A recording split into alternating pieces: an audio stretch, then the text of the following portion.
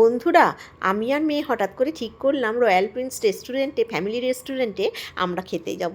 কেননা দুপুরবেলা ওর বাবার একটা নিমন্ত্রণ ছিল, সেই জন্যে মেয়ে বললো আজকে আর রান্না করতে হবে না, চলো আমরা দুজনে গিয়ে খেয়ে আসি।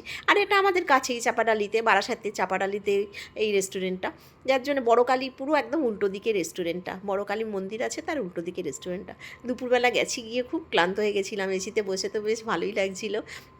খানিকক্ষণ বসলাম, পরিবেশটা খুব ভালো লাগছিলো, এত সুন্দরভাবে সাজানো গোছানো, বেশ ভালো লাগছিলো দেখতে। কিন্তু এদিকে তো পেটে তো ছুঁচোয় ডন মারছে। মেয়ে বলছে মা কি কিছু বলো, আমি বলছি কী আর বলবো, প্রচণ্ড খিদে পেয়েছে, তীর্থের কাকের মতো বসে আছি খাওয়ার জন্য। এই দুজনে একটু ফাজলামো করছিলাম।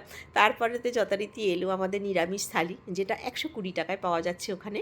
নিরামিষ থালিতে কী না ছিল, বেশ সাজানো গোছানো থালি যাকে বলে আর কি। ভাত, আলু ভাজা, মুগের ডাল, আলু পটল, তারপরে ধোকার ডালনা, চাটনি, রসগোল্লা, বেগুন ভাজা ছিল, শাক ভাজা ছিল, আর মেয়ে এক্সট্রা করে একটা চিকেন নিয়েছিল।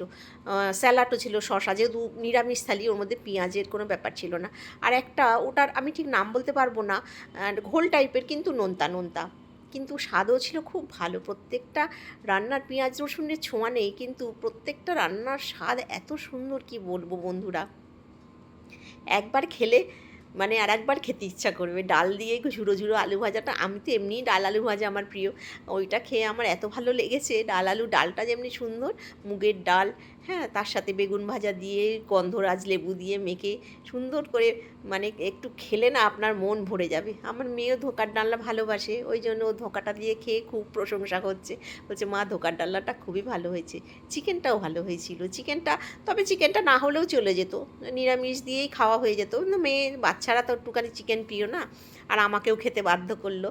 চাটনি, পাঁপড়, রসগোল্লা সব কিছু খেয়ে পাত ফাঁকা করে, হ্যাঁ, তবে যা ওরা পরিমাণে দেয় মোটামুটি হয়েই যায়। সব কিছু খেয়ে একদম সুন্দর করে দুপুরবেলা মেয়ে আর আমি আস্তে আস্তে বাড়ি চলে এলাম। বন্ধুরা, খুব তৃপ্তি করে খেয়েছি, আপনারাও ট্রাই করতে পারেন।